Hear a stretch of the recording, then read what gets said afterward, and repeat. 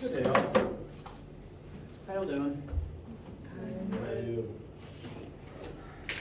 Good, actually. I finally got enough sleep. It's revolutionary. On a Monday. Like, I got enough sleep the past couple days. This morning, so I wasn't like too tired going into last night, and I actually got the correct amount. This feeling won't last long. But it's fun while it's here. So, test season is coming up soon. My plan for today is to, one, answer any questions that you guys have from lab, homework, quizzes, review stuff, etc. But the extra objective is I have some additional sample questions that we're going to work on together to help all of the rotation stuff we've been doing recently sink in, just some more practice to get some more examples in your notes. Namely as it refers to centripetal force and torque. And then that'll take up most of today. Wednesday, we'll tie up any remaining loose ends and go over all of the practice information that's available to you on Brightspace, which includes the list of topics to study and the practice test. And Friday, that's the day that the test opens. That doesn't mean you have to take it that day, but that is when it becomes available to start taking in the afternoon lab.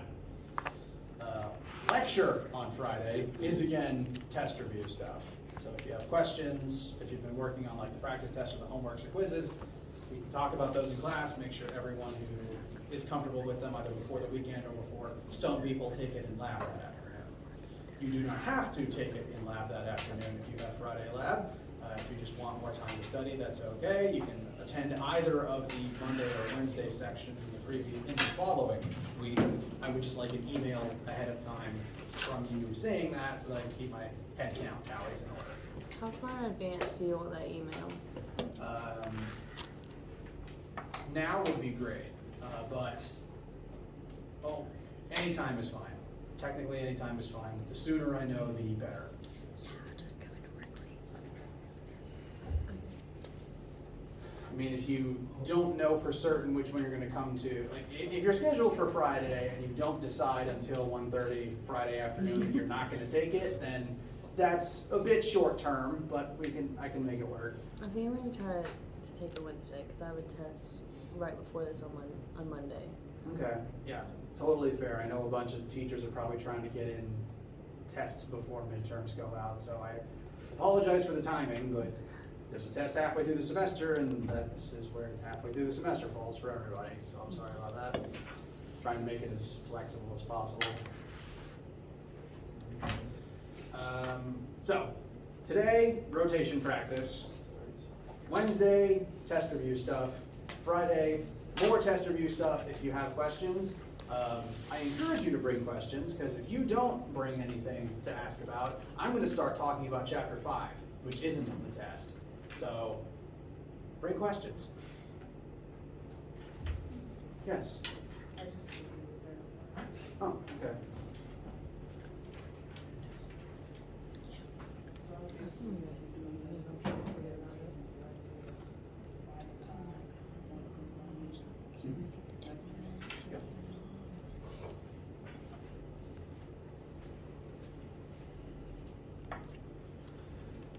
Speaking of questions, does anyone have any about anything at all? Will you be in the lab today?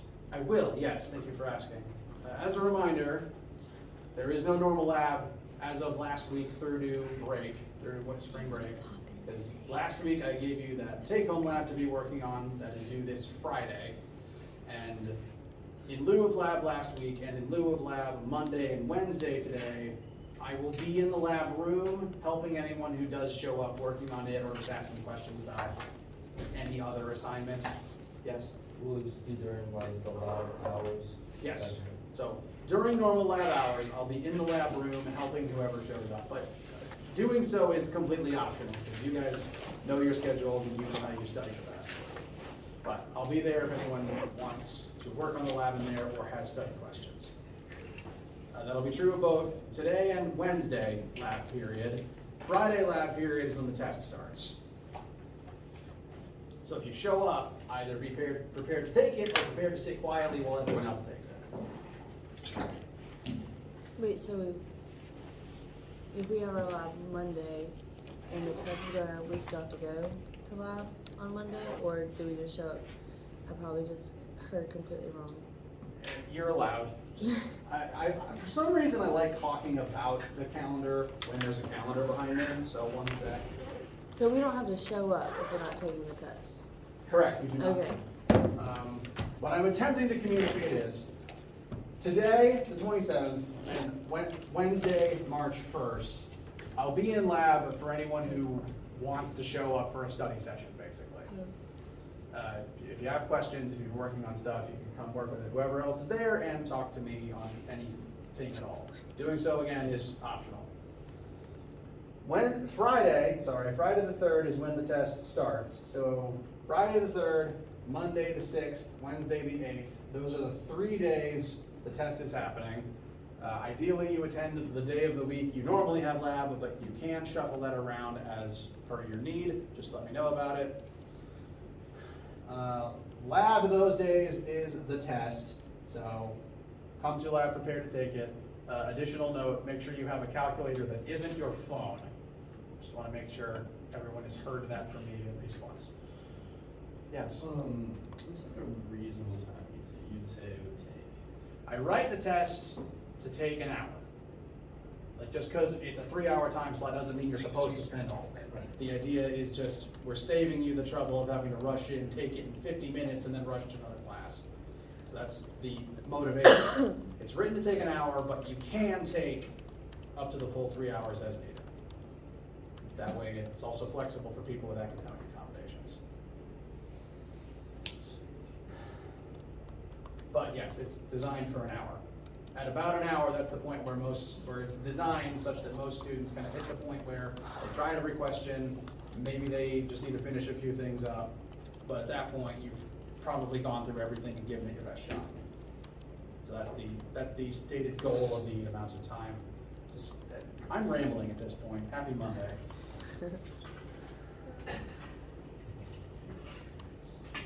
Stay hydrated.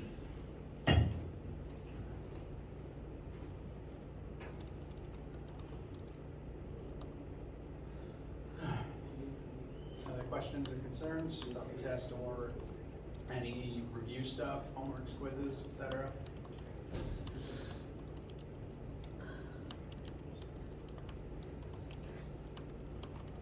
Sorry. All right. Any questions anytime, do please cut me off to ask. And main things that I'd like to show you today are, again, some more practice questions to help centripetal force and torque sink in a little bit more. And specifically, I want to show you 2 styles of questions, one for each, that I want to make sure you see them and that they are familiar to you before working on the practice test. Because these styles of questions are types you will see again. Take notes, wink, wink. First, I've been talking about how gravity from Earth on the moon acts as a centripetal force to cause the moon to orbit the Earth. And now we're actually going to put numbers to that and demonstrate how it works. So first practice question for today is centripetal force, but we're going to utilize universal law of gravitation, the force to calculate the force of gravity between the moon and the Earth, since that is what's acting as the centripetal force in this case. So I would call this genre of question orbit questions. And I'll walk you through what you should know, like what characterizes an orbit question, where you will see them, and what you should do with them. So here we have a not to scale picture of the moon orbiting the Earth. The moon is actually very far away. This picture is a little closer to scale. Earth, moon, very far, and Earth's satellites live about here. So getting to the moon is very impressive. And we know from our discussions that there is a force of gravity between the Earth and the moon due to the universal law of gravitation that pulls the two objects towards each other.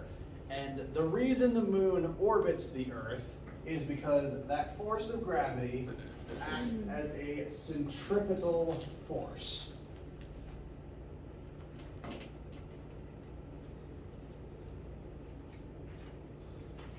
In doing so, that force will always point towards Earth's center, no matter where in orbit the moon is.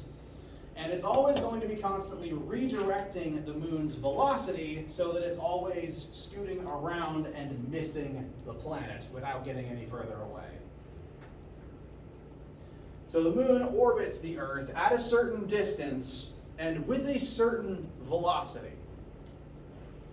The moon is moving at a certain speed, and that determines how far from the Earth its orbit naturally settles. And we are going to figure out the speed of the moon. We're going to figure out how fast the moon moves. Now, the information we're starting with, the variables given, are the same ones that we use to calculate the force of gravity between the Earth and the moon. Here we have the mass of the moon, 7.36 times 10 to the 22nd kilograms. The mass of the Earth, 5.98 times 10 to the 24th kilograms. And the orbital distance between their centers of mass. They are very far away at 384,000 kilometers. Note that we don't actually like kilometers in here, we prefer meters. So I have written down 384 million meters instead of 1,000 to convert from kilometers to meters. If you do not do that conversion before doing your math, your answer could be off by up to a factor of 1,000,000. So keep that in mind. Those are the three things, three measurements that the question gives us. And we have to somehow use those three numbers, well, there's a secret fourth number that we also know, to figure out the speed of the moon. I'm going to show you how. But first, any questions on the numbers given, the basic setup, the concepts involved? Feel okay?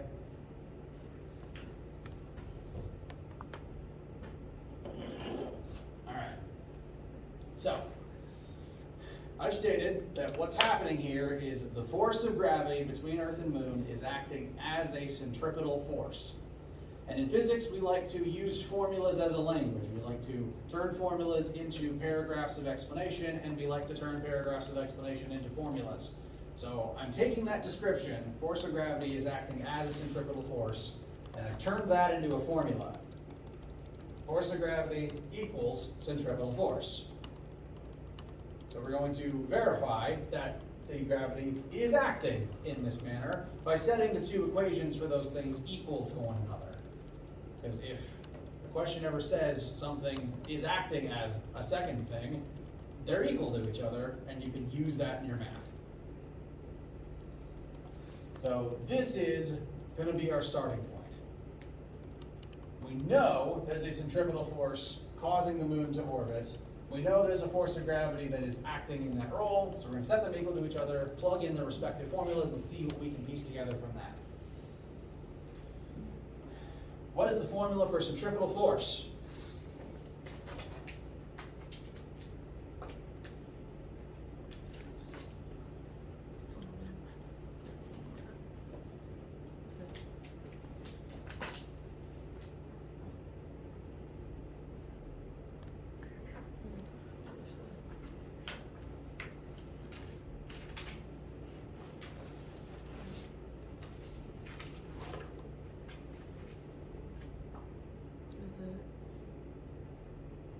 Mass times centripetal acceleration. It is, very good.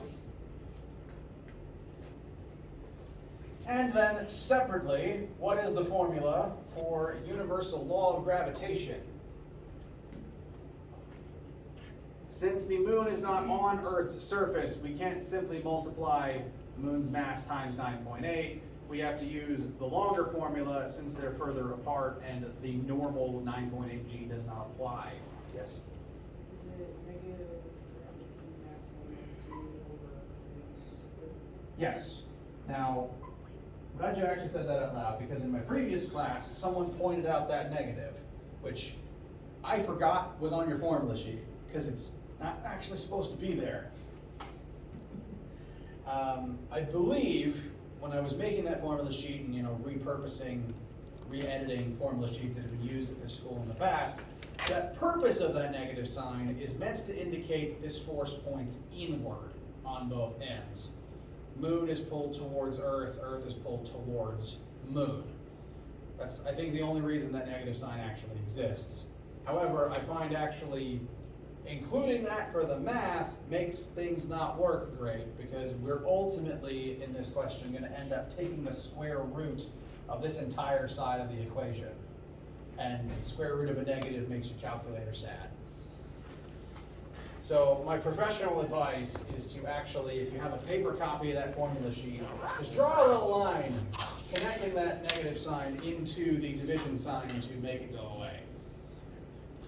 The only purpose it serves is a reminder that the forces point inwards on both ends, but practically you don't need it. In fact, practically I'd recommend ignoring it. So I apologize for that formatting error. But we've plugged in formulas on each side, and this is what we are presently left with, which is excellent. Now, this doesn't actually have the unknown we want in it yet. We want to know the speed of the moon, and that's not here. So I'm going to do one more substitution, because you separately have formulas for centripetal acceleration that we can plug in here. And there is two of them that you can pick from: v squared over r, or omega squared times r. Now, one or the other may be more useful depending on the question, because I could have asked for the moon's orbital speed angular speed, rather than its linear one. And so which one you plug in at this point kind of just depends on what number you have or which one you want to know. And since I want to know linear speed, since it's more relevant to the way that humans tend to think, and I can point out something about that final number that is cool, we're going to go with this version to find v instead of omega. But you could very validly plug in this as well to solve for omega instead, depending on what you know or what you were asked for. So instead of AC, I'm going to plug in v squared over r. How's it feel thus far?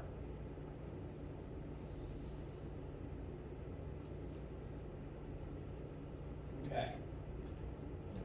Now, this, once you've got this written down in your notes, or even the previous version, I'd highlight that. Circle it, mark it up in yellow or whatever color is good for your brain.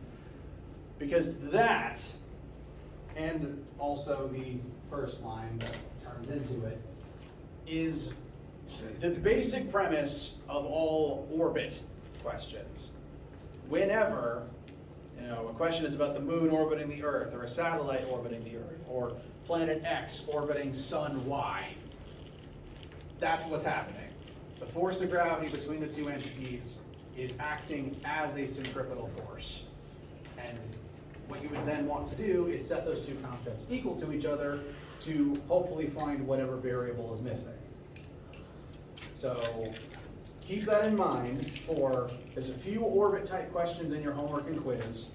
There's one on your practice test, and if there's one on your practice test, it's probably good to rehearse that before the test itself. So, pro tip. Don't know why it took me so long to say that. Now, this formula, that we've created, is kind of neat because a few pieces of information actually repeat across both sides.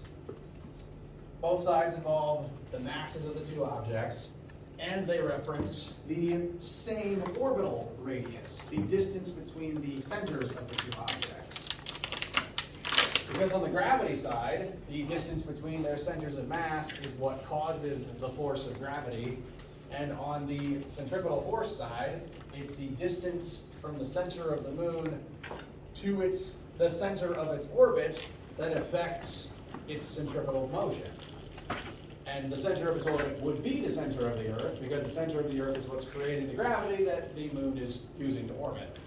So it's the same R on both sides, very conveniently. Same number, same variable, same number, which I will demonstrate shortly. And we actually have numbers to plug in for everything here except V. So this is our starting point, is great. We can plug in everything except V and ultimately solve for V. So this method can show us the speed of the moon. I'm going to plug in info on the right side first. As soon as I find a marker with more ink in it. Better. So, on the right side, in order, first we've got big G. This is not 9.8. This is that universal gravitational constant that lives next to this formula on your formula sheet. You don't have to memorize it because it's there on the sheet, but it's not just the 9.8 again. Just reiterating that because we haven't used it in a couple of days. It is a 6.67 times 10 to the negative 11th. That is on your formula sheet, yes. Before we use I guess Newton mass squared, we use that. Oh, the units? The units would be, sorry. So that is one big, long, complicated unit for that number. That whole thing is the units for this thing, which you don't really need to write down because most of those units are just going to cancel out with the things that you're multiplying and dividing it by. So that's just the unit that the number needs for the math to work right. It's not something you'll practically ever need to apply, but it's there for completeness' sake.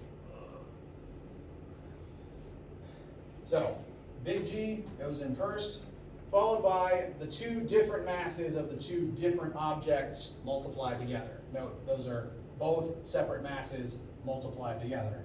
So first I'm going to do moon mass, 7.36 times 10 to the 22nd, followed by Earth mass, 5.98 times 10 to the 24th.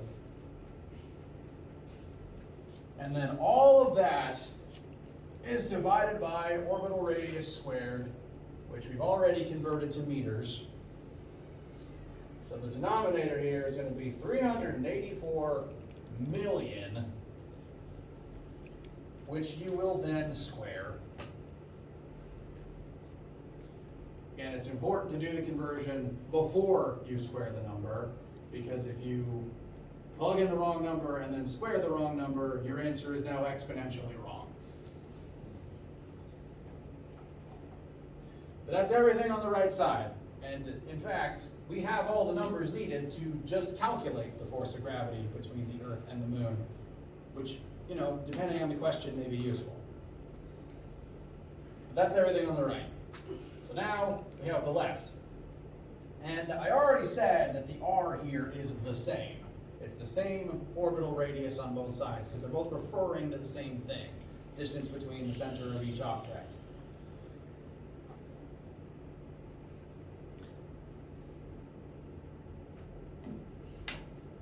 It's just not squared on this side. And we've also got our V squared. We're not plugging in a number for that because we're going to solve for that V. But as we attempt to plug in a number for the M on this side, a question actually comes up. Which M do we plug in there? Because we have two separate objects with two separate masses. So, no wrong answer. First thought, which mass do you think should live here, Earth or Moon? Moon. Anyone else vote Moon? Call in now. All right. The callers have it. It is moon mass. The reason for that is because this formula, the centripetal force formula, is always asking about the data for the orbiting object, the object that is undergoing the centripetal motion. And the moon is, by definition, orbiting the Earth. So the moon is the orbiting object. The moon is the one that is situated this far from the Earth. The moon is the one that is moving at this unknown final velocity, and the moon's mass would factor in with the rest of that moon data. So I'm actually going to be a little bit more specific and label the previous part.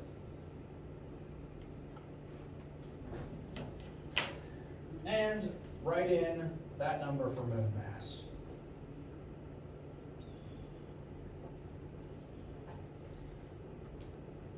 Now, that is everything except V. So at this point, we are free and in the clear to rearrange and solve for that final velocity of the moon. Any questions about these numbers and where they fit before I then help you simplify and point out a few things on our way to the goal? Okay. Now, at this point, you're free to brute force start applying algebra. But there's a few things I'd like to point out that can make your job a little bit easier, that can cut out some steps.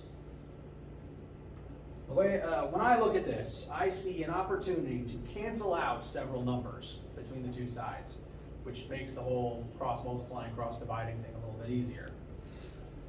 First, note that both sides, and you can see this in the formula as well.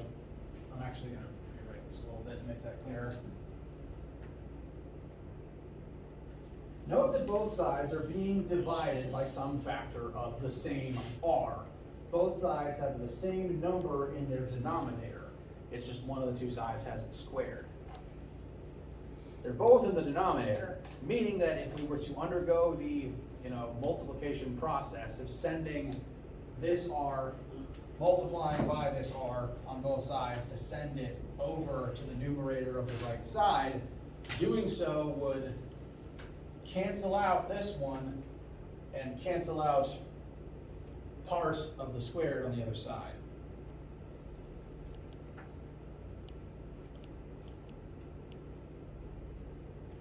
Does that make sense? Does that feel okay? Now, I like doing that before I actually do the multiplying, because then I don't have to actually worry about, multiplying by big number in my calculator. So doing that ahead of time, I find saves some steps. Separately, we can actually do the same thing with the mass of the moon, because that is also present in the numerator on both sides. And again, you can see that in the formula as well. Moon mass is present on both sides, and it would cancel the same way. If we were to divide this side by moon mass, we would also divide the other side by moon mass, and it would simply cancel on both sides.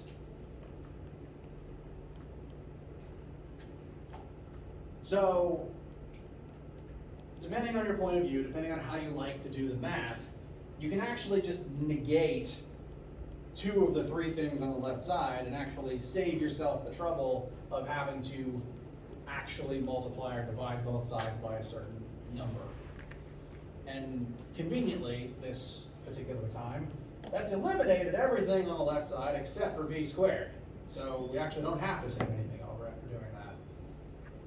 All that would be left, well, the next step would just be compressing the right side down into a single number, which is even, again, also simpler because we've eliminated a whole number in the numerator and a squared in the denominator. So it's fewer things to type in your calculator.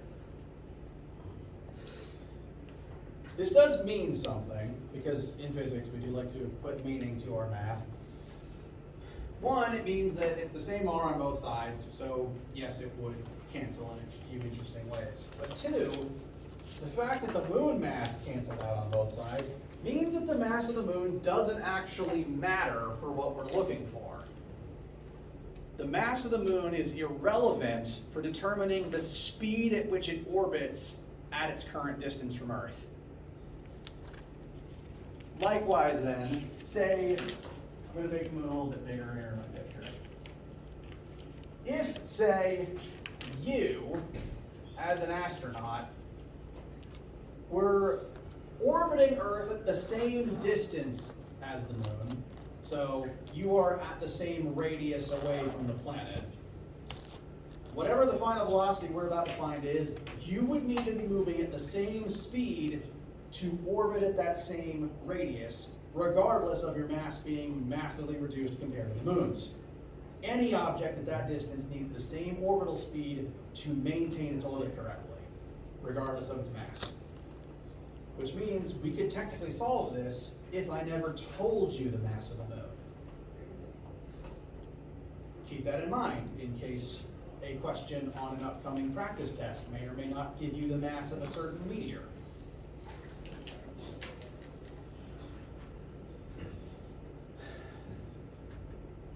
So, mass of the orbiting object doesn't actually matter for its speed at a given radius. A given radius from a planet always has to have the same speed in order to maintain that orbit. That would be true for the space station and an astronaut that is floating outside the space station. They would both need to be moving at the same speed to orbit at the same height above the ground.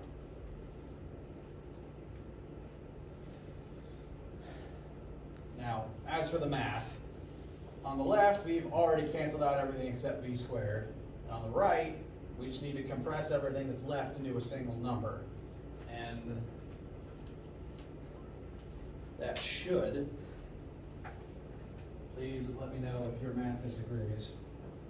This entire right-hand side should compress down into 1,038,713 and a half, approximately. Alright. We would still need to take the square root of that, which is one reason why I don't like that negative sign on the gravity formula.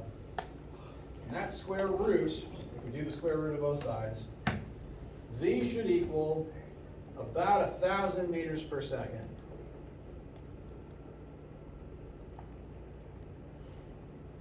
That means every second the moon rockets 1,000 meters in mostly a straight line. That is 3 times the speed of sound, approximately. The moon is booking it at Mach 3. It is frighteningly fast. And it needs to move at that speed to maintain its orbit above the planet. Yes? So if it were to like not maintain that speed, it would just Now, what happens depends on if the moon speeds up or slows down. if it speeds up, it would just like hit launch. Yes, if it speeds up, it would eventually end up increasing in radius until eventually it just drifts away from the planet.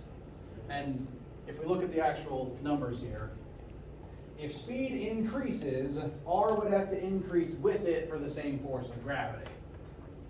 Now, the reverse is also true. If the moon slowed down, R would decrease along with it at the same force of gravity. So if the moon slowed down, it would slowly drift closer and closer to the planet until no more people. How does that not happen?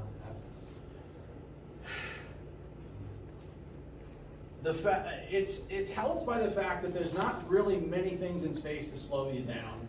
There's little to no friction in space. There's little to no resistance attempting to stop the moon.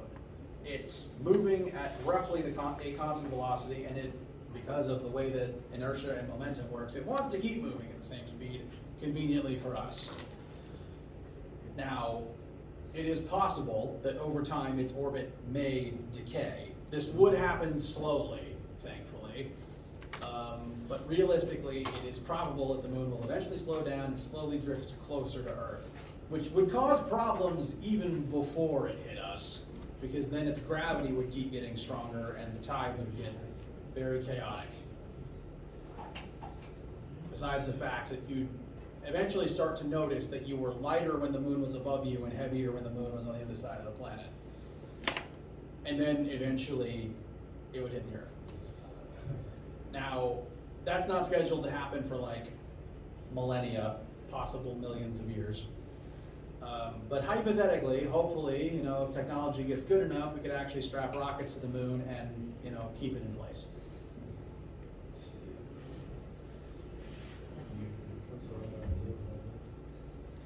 Actually, we have to do something similar to the space station as it is, because the way the space station orbits the Earth is exactly the same, just closer and slower. Well, maybe not slower, but closer. Because the space station similarly has to maintain a certain velocity to keep a certain height above the ground. If it were to speed up by mistake, it would drift further away and mess up its orbital path. If it slows down, it eventually sinks lower and lower until it enters the atmosphere and burns up. And that's why the space station has to have thrusters on it to fire and keep it at a certain speed as it eventually over time slows down. Because even though there's not really any friction in space, there's still technically a teeny tiny amount of friction in space. And that's truer the closer you are to Earth, because there's more particles from Earth's thinner atmosphere the closer you are to the planet. So there is technically wind resistance in space. It's just very small unless you're close to Earth.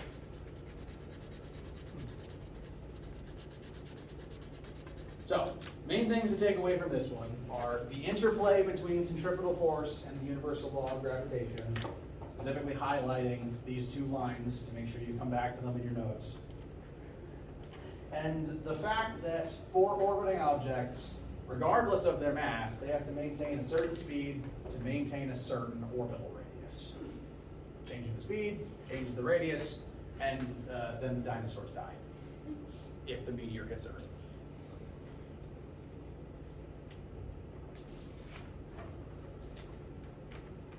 Questions? All right. That was kind of a long one and a bit of a doozy. So how about we wrap up with something a little bit more straightforward. Who's been on a seesaw? All right. Now, when I was a kid, playing with my brother and cousins and whoever else was on the playground that day, we would try to play the game of keeping the seesaw as level as we could for as long as we could. Like, figure out, where do I have to sit, where does my brother have to sit, so that it stays pretty much balanced. And usually there's a third kid standing on the middle, adjusting their posture to help keep it in place. It's like, I'm not the only kid that did that, right? Okay, yeah, fair enough. Now, that said, there is an amount of math to such a scenario. Whenever an object that can rotate isn't, it means that all of the torques acting on it are balanced. Kind of like how an object that could move but isn't implies that all the forces, the linear forces acting on it, are balanced. See here the heavy chunk of iron of science sitting here on my desk. We know from past lessons that there's a force of gravity pulling down on it, a normal force upwards, and since they all add up to 0, this thing doesn't move. Same is true for balancing objects that could rotate. If something could be rotating but isn't, it means that all of the torques acting on it are balancing out and adding up to 0. So in the case of this seesaw, Kid 1 weighs 500 newtons and is sitting 1 meter away from the seesaw. They are going to generate a certain amount of torque as they do that. Who remembers the formula for torque?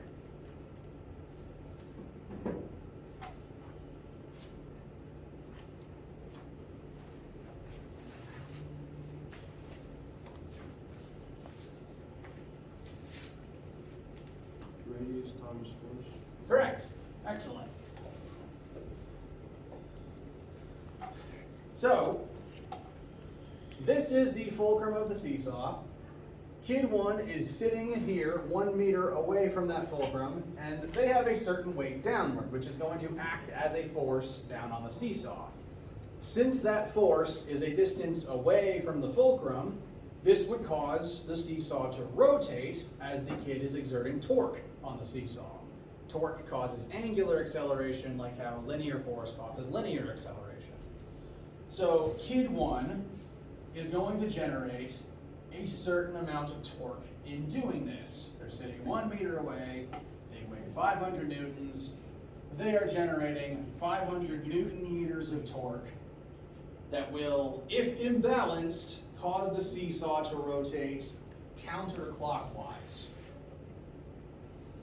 So I'm just going to put a little counterclockwise spiral. Yes? How do you know they're 1 meter away from each other? How much torque does, oh, sorry. Wait, do I not say that? Whoops. My intent is for child 1 to be sitting 1 meter away, and the question doesn't actually say that. I'm very sorry. That's the wrong slide.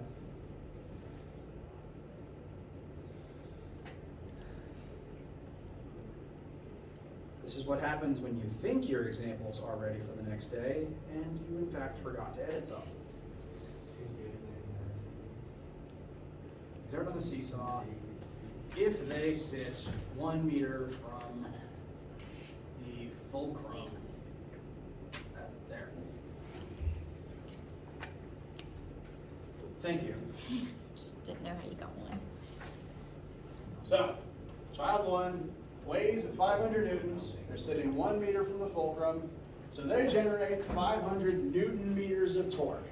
And if this child was the only person sitting on the seesaw, they would cause the seesaw to rotate in the counterclockwise direction until they hit the ground. Now, this is all well and true in an isolated scenario, but usually there's someone sitting on the other side of a seesaw, I find, most of the time, hopefully. And that person is also going to generate torque. Their weight acting at the radius that they are sitting from the center will also create torque. And if you want the system to be balanced, they have to exert the same amount of torque on their side. Like how all the linear forces on that weight on my desk have to cancel out, add up to 0 to keep that object in place. I'm going to summarize that as torque left equals torque right. Two torques on the two sides must be balanced.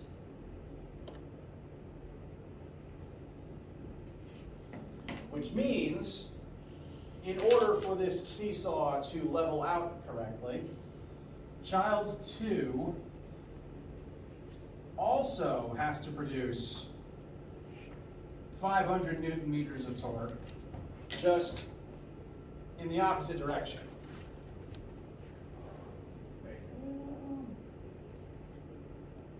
No, I did not. Since they're sitting on the opposite side, their torque would cause it to spin the other way. That's the only real thing you need to note about the directions and the clockwise, counterclockwise stuff. They're on opposite sides, they're working against each other, like how gravity and normal force work against each other. And for the system to balance out correctly, the two torques on the two sides must equal out. You see this on seesaws, you see this on technically cranes at crane yards, like construction yards, tend to utilize this principle as well, because they tend to work by having a large counterweight that they slide back and forth to generate a certain amount of torque in order to cause the whole arm to swing up and down based on how much weight is hanging from the business end of the crane. So the crane manipulates how much torque the counterweight creates by sliding it in and out. Same too, actually, with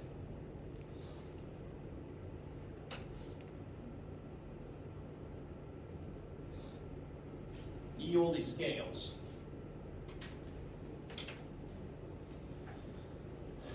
I don't know if any of your old science classrooms had a bunch of these things sitting in the corner, but these operate on the same principle. You put an amount of weight on this side, and either a second pan on the other side or a counterweight has to exert the same torque in order for it to level out.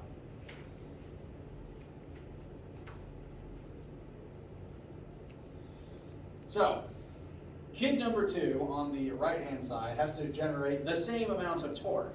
Now, if they weighed the same as child 1, they would just sit the same distance away. But humans have lots of different possible weights, so this particular kid just needs to sit in a different spot.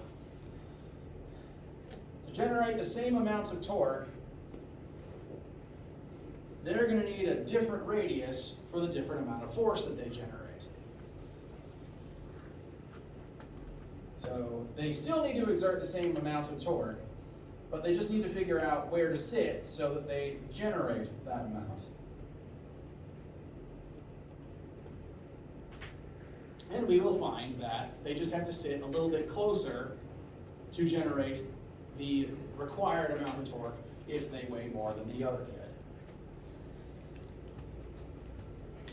Specifically, about a third closer, I think. 3/2. 3/2? 2/3. Yep, 0.66. Yeah, I've got 2/3, or 0.6 repeating.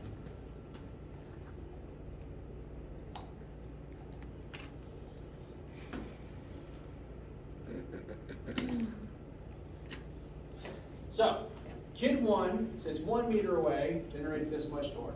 Kid 2 has a different weight, so they just have to sit closer to generate the same amount of torque. And you can still completely balance the seesaw like this. Another example is those old like scales at the doctor's office where they would, you put some amount of weight on the scale itself and you have to slide that thing back and forth to get it to display the right number. As you slide that thing back and forth, it creates a certain amount of torque to level out the torque that the mechanism is adding into it, and you just know based on the tick marks how much weight is generating that amount of torque. So again, this also shows up pretty frequently. To apply it to doors, the fact that that door isn't spinning means all the torques acting on it are currently balanced. And if I was to go add torque to it and make it spin, I would then be imbalancing it. But if it's balanced, if it's not currently rotating, this must be true.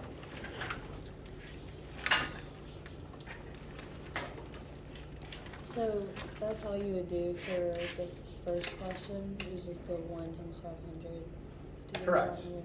First question, how much torque does child 1 exert when they sit 1 meter away? Child 1 weighs 500 newtons, and that is the weight. That is not their mass. That's already their weight calculated. So the radius they're sitting at times their weight, this is the torque child 1 produces. And And about, then logically, child 2 must be exerting the same amount on the other side. and then that's how you would find how much torque you're generating? Correct. Child 2? By virtue of the two sides needing to be equal, child 2 would need to create the same amount of torque, and they would just need to sit in a different position to do so. So this is finding kid 1's torque, this is finding kid 2's torque, and this is utilizing kid 2's torque to find where they sit in order to do so. Okay.